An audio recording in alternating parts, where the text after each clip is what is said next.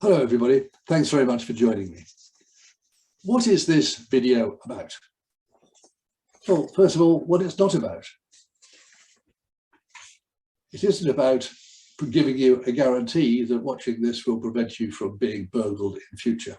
I only wish burglary could be solved that easily. What it is about is giving you a process, a simple methodology, if you like, to check how secure your own home is. I don't claim to be a security expert, and I'm not a police officer. I have, however, been trained by Thames Valley Police to carry out home security surveys. So this video really gives you the information that you need to carry out a survey for yourself to the same standard as a crime prevention officer would if they were to visit your home. We all like to think of our home as our own particular castle, however humble it may be. We want to protect our home, our family, our possessions quite naturally. And however big or small your castle is, the same applies. Houses vary hugely in size, age, layout, how much security is in place, and so on. So my comments this evening will be about an average home, a house with a garden, basically. And you'll just need to adjust my comments to the size of your own particular country estate.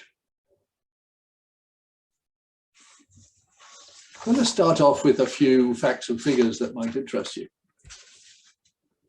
Over half of burglaries happen to people with no effective security measures in place at all. About a fifth of burglars apparently get in through an unlocked door. And a third or so get in through a window. Clearly, lots of people are not doing enough to help themselves. And I hope after watching this video, you'll make sure that you're not one of them. We don't want to waste police time, and we want to keep ourselves safe.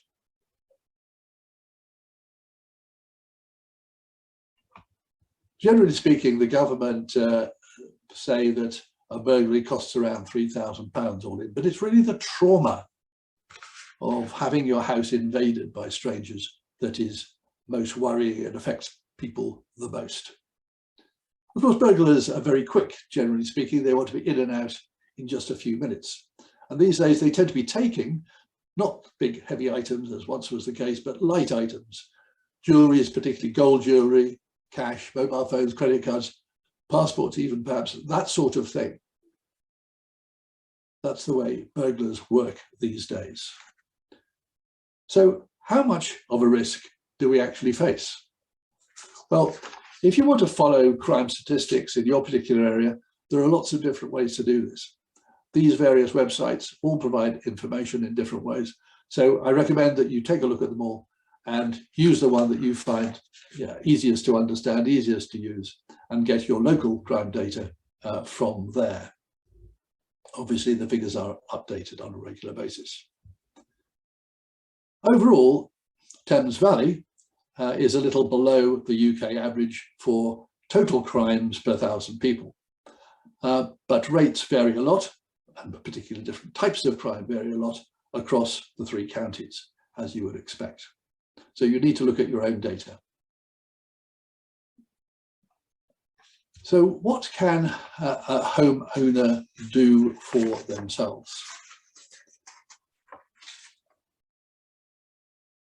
Well, we had at one time crime reduction officers, as I said, in Thames Valley Police. That role was discontinued. So we trained up a group of coordinators, obviously including myself, to carry out the same role to the same standard as the old crime reduction officers provided. Those are still available in some areas, but not everywhere. So the point of this video is to show you how the process works so that you can carry out your own survey on your own property to the same standards. So let's look at the principles involved.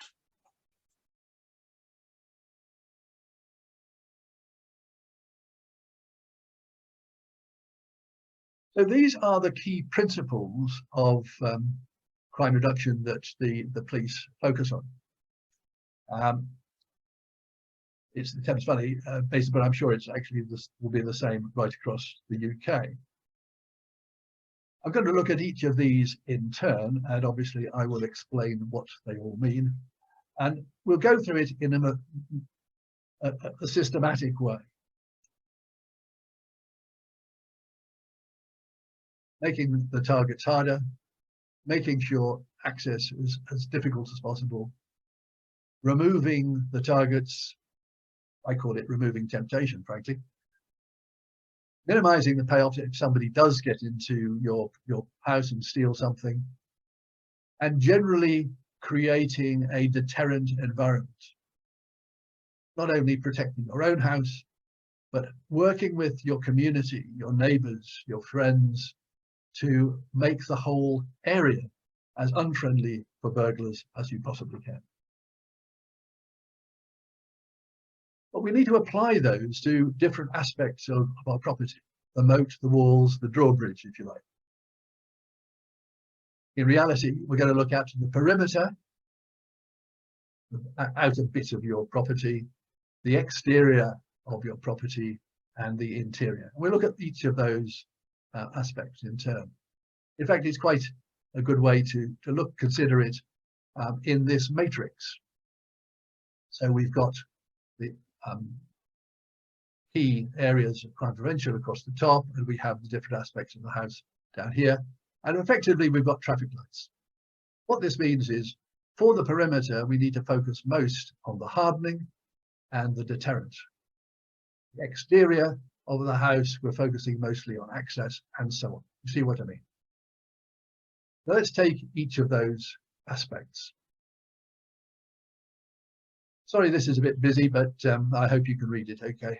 There's a lot of information to put across to you. So as far as hardening is concerned on the perimeter, what are we talking about? It's making it as difficult as possible for a criminal to even get on your property in that first step. So we're talking about good, solid hedges, good fencing. If you've got good fencing, have you got a trellis? Burglars, we know, don't like trellises because they're a bit unsteady to climb over. You might think about protective planting, by which obviously I mean things with lots of thorns or very solid, dense plants that are difficult to get through.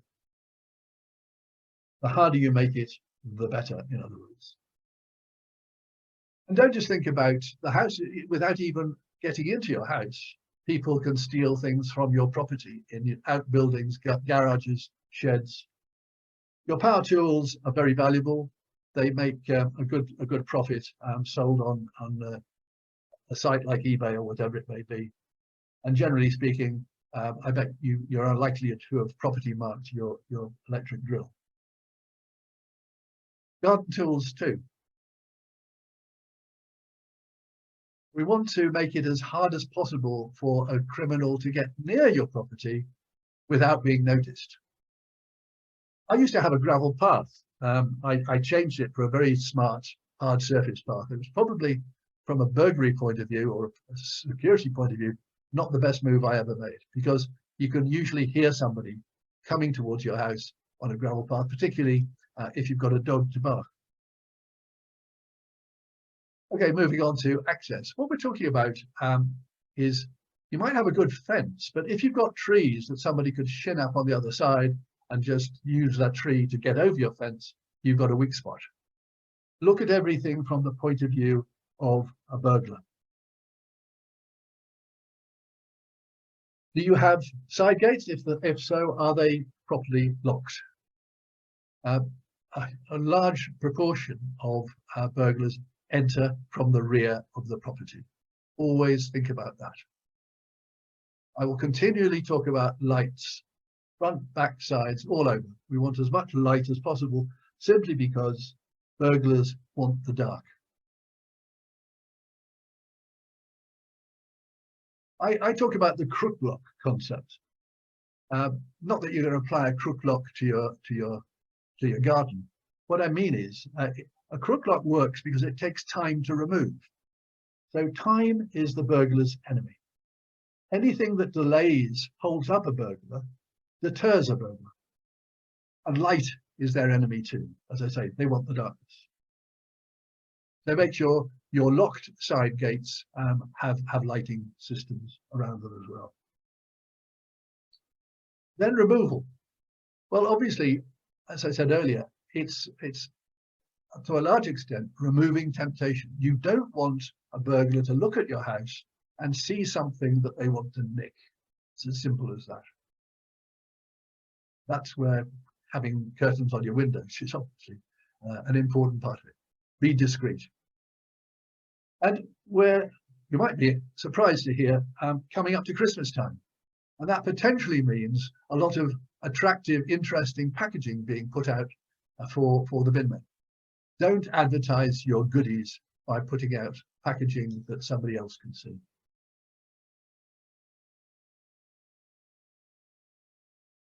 Well, I've mentioned the crook lock principle already. What we're talking about here is applying marking to your products, your goods, your goodies inside the house, and I'll come back to that in a moment.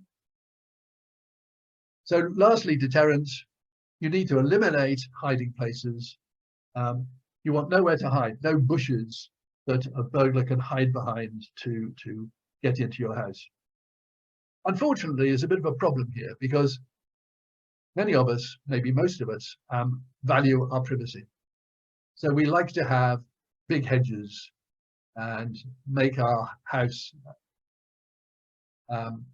invisible to neighbors, if you like.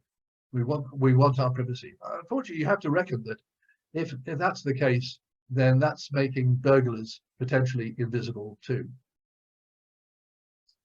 Of course, if you live on a private road, which not many people do, there are special considerations. And if that's the situation you're faced with, then please contact me by email. We can talk about that separately.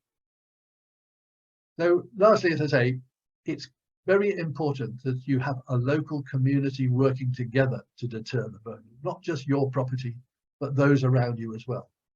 You should be in neighborhood watch. You should have neighborhood watch signs. We know from reform burglars that these are a distinct deterrent. Okay, let's move on then to probably the thing you would think about most, really. That's the exterior of your house. Obviously, burglar alarms are still, although newer things have come in, as we know, burglar alarms are still a good deterrent and a very important security measure to consider. Obviously, they vary enormously in price. You can even have a dummy that costs very little if you think it's just a deterrent that you need, or you could go up to a very sophisticated one that rings a central control room and things like that. It all depends on what budget you have and how important that aspect is to you. I'm not a burglar alarm expert, but I can put you in touch with people who can help if you need assistance in that area. Obviously, all your windows should have locks, and TVP advise that the keys should be hidden, not left in those locks, so that it's difficult for burglars to get at them. And if they do, there's even a chance they'll leave some DNA behind. One of the most important things that's come in recent years that TVP absolutely love are video doorbells. There's really two aspects to these. They are a strong deterrent, but also they potentially provide vital evidence. And obviously, we're interested not just in deterring criminals, but if they do happen to get in, we want to do all we can to help Thames Valley Police catch them and prosecute them. So any evidence that can be collected is really, really valuable. Then the main thing, of course, is access control, and it's important that you check your locks. You can see the photograph here, the edge of a door lock. You won't be able to read this, but you have to look at your own. Check if your door locks are up to the more recent British standards. Lock up your garden tools and so on. But the photograph at the bottom, you probably can't see that terribly clearly, but to you it might look like a spade. To a burglar, it's actually a tool to break into your house. I'm very old, and I remember old films where we used to think of burglars walking around carrying a jemmy. They're not that daft these days because we have something called stop and search. And so they walk without carrying anything, but therefore they're looking for things on your property or any property that they're wanting to break into that will help them get into the house. And obviously garden tools are great for that. Also ladders, of course. Ladders should always be locked up because lots of burglaries happen up on the first floor, particularly if you've got a flat roof. So remove anything, even if it's a dustbin or something. They're often made quite strong now these days, big dustbins, easy to climb on and get up onto a flat roof. So think about these sorts of things. Look at your house from the point of view of a burglar. I've just put in there a note on catalytic converter security. This is not strictly speaking burglary, and I said I was going to focus just on burglary, so I'm breaking my own rules here. It has been a big problem recently. It costs an awful lot to get a catalytic converter repaired, I hear. So you can get secure locking systems fitted by your dealer. And always, of course, make sure there's nothing that looks attractive in the car. All the time, I'll emphasize again and again, it's getting rid of temptation. So here we are, removal. Get rid of the things that might tempt people, hide them away, keep them out of sight. And then, as I said earlier, property marking. If you property mark your goods, you get stickers to put on your windows. So you have to advertise to the burglar that you've taken the trouble to mark your property. That deters them. And last on the list, again, because it's going to come back time and time again, make sure you've got good lights in your back garden to deter people trying to break in from the back. And my favourite one, beware of the dog signs and a little dog's skull. That's on my own doorstep, actually. I think it cost £5, and so did that. So inexpensive. The fact is really that burglars hate dogs. Well, no, actually, they may love dogs at home, but they certainly don't love dogs on a house that they're attempting to get into. So these sorts of things are a very inexpensive way to deter burglars. And of course, having a welcoming little bowl for any visiting dogs is a nice thing to do anyways. Okay, so that's the exterior. Now, what happens if someone has actually got into your house? Well, again, it's all about making life as difficult as possible for the burglar. Maybe I'm fortunate, but I have some internal doors that I can lock, particularly on a bit of the house where we were in fact broken into. If you have internal door locks, do think about using them. And you've put in that burglar alarm, haven't you? You've got to think carefully about where you put the sensors to catch any movements in the house. And don't just use it as a deterrent, do have it switched on. Internal CCTV doesn't necessarily deter anyone because they don't know it's there until they get inside the house. But of course, it is something that could help Thames Valley Police by capturing an odd shot, even a partial shot of an intruder. So valuable if you can do that. All depends on your budgets, of course. Access control. If you can add more locks to your internal doors, that's great. But always keep an eye open for your emergency escape routes. So make sure everyone in your house knows your emergency escape routes in case. Have window locks. You have window sensors linked to your alarm. They can be a great additional asset. And I think most people know that patio doors need extra care. They are rather more vulnerable than other doors. Neighbourhood Watch recommend a product called Patlock, which is specifically designed to make patio doors more secure. In terms of removal, then obviously things are safer if they're in a safe. And not everyone can afford a safe. but they are a great asset if you can afford one. You can keep your documents there. Bear in mind these days that things like passports, driving licenses are valuable items. They can be sold for quite significant sums of money, I hear. And you don't want to lose them. It's a real pain if you have to replace them. So keep documents safe, as well as the smaller valuables that will fit into a safe. I mentioned earlier curtains and blinds. Some windows that might be vulnerable to burglars and could attract, they could look through to see things, might not have curtains and blinds available. And you might consider then using security film. That's something you apply to your window, makes it rather like a one-way mirror. It also strengthens the glass as well. And for heaven's sake, make sure that people can't see your Christmas presents through the windows. Always keep your keys out of sight, critically important, of course. And take them upstairs, really, at night, I think is the best advice. Always a bit of debate on that subject, but always keep them handy in case of an emergency. And of course, everybody knows now, I think, that if you have a keyless entry on your car, you need to put your keys into a Faraday pouch that will protect the secret. The payoff I mentioned earlier, using property marking systems with selected DNA or smart water and applying the sort of little what do you call it? Labels, sticky labels to your windows to deter the thief from coming in the first place. Basically, you're aiming to reduce the potential gain that a criminal would make.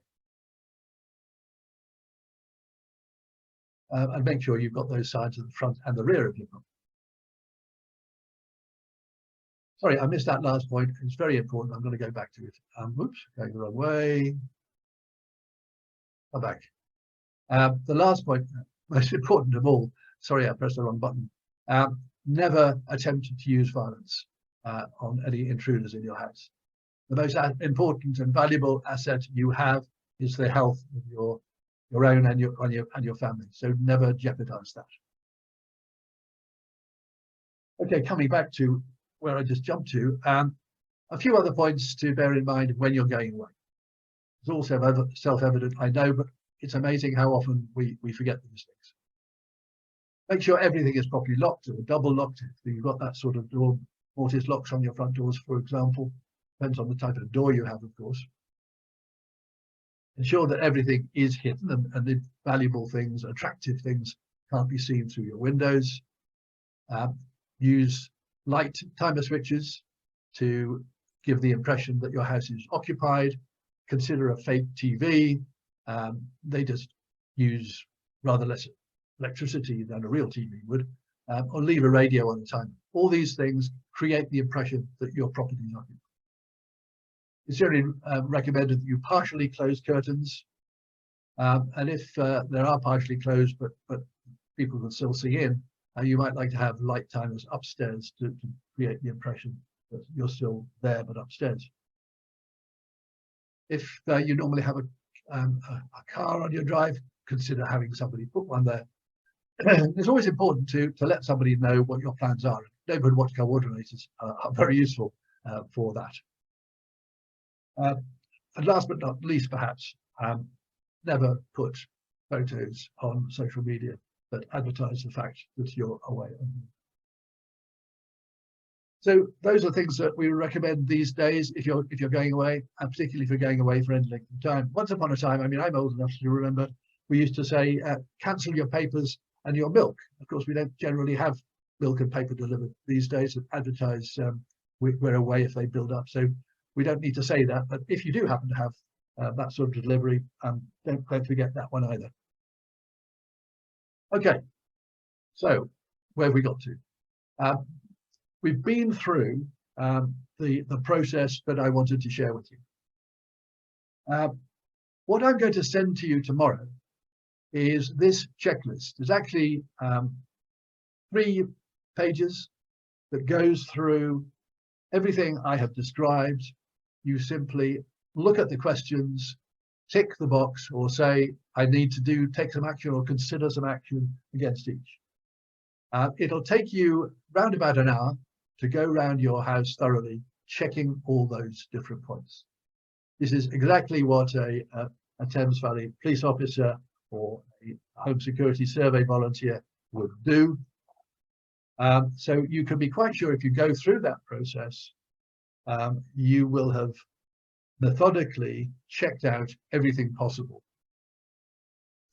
You may find some things that require attention, and you'll have to weigh up the cost versus the potential benefits and reduction of risk if there are things you need to address. That's entirely up to you. But you may well find that actually you've covered everything you possibly could, and you can go away reassured that you are as safe as you possibly can be. If you haven't already got one, please just contact your local Neighbourhood Watch team for a copy of the checklist that we've just gone through very quickly, because that contains all the information you need to carry out your own survey, which will take you round about an hour, depending on the size of your property. And obviously, you can also ask your Neighbourhood Watch team any questions that you might have as a result.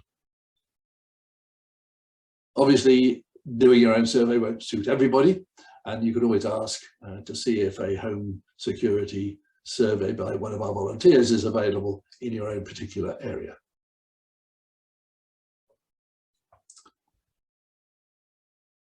So many thanks for watching this video, and please go to the rwatch.org.uk website to check on lots of other information you have, not just about burglary, but lots of other issues that you should be aware of to stay safe. Thanks again. Goodbye.